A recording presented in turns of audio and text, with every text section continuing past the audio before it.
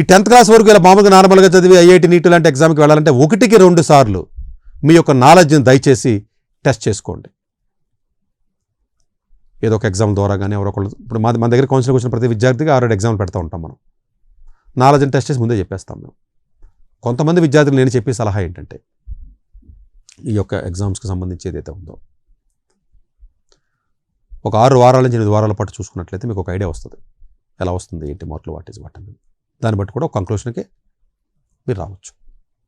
అలాగే ఈ 10th వరకు నార్మల్గా చదివిన తర్వాత 11th 12thలో మీరు ఏదైతే మీరు చదువుతారో నేను చెప్పే సలహా ఏంటంటే వీలున్నంత వరకు కూడా కోచింగ్ సెంటర్లో ఇచ్చి పెద్ద పెద్ద మెటీరియల్స్, కోచింగ్ సెంటర్లో ఇచ్చి సింగేజ్ లాంటి సీరియస్లు లేకపోతే పీర్సన్ లాంటి పబ్లికేషన్స్ పెద్ద పెద్ద పుస్తకాలు దయచేసి చదవకండి. 10th వరకు నార్మల్గా చదివిన విద్యార్థులు మెయిన్స్ మాత్రమే మీరు యాంబిషన్ చేయండి. అన్లెస్ మీరు సిబిఎస్ఈ ఐఎస్సి బోర్డులో 95% అబవ్ వస్తే తప్ప మీరు అడ్వాన్స్డ్గా ఏం చేయొద్దు.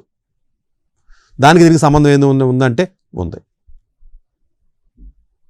నార్మల్గా ఉన్నటువంటి స్టూడెంట్స్ మెయిన్స్కి ట్రై చేయండి. వీలున్నంత వరకు కూడా ఒక్క ఎన్సీఆర్టీ పుస్తకాలు మాత్రమే మీరు చదవండి, ఛాన్సెస్ ఉంటాయి. ఎక్కువ పుస్తకాలు చదివితే మీకు రాదు. ఈ విషయాన్ని ఎట్టి పరిస్థితిలో మనం మర్చిపోకూడదు.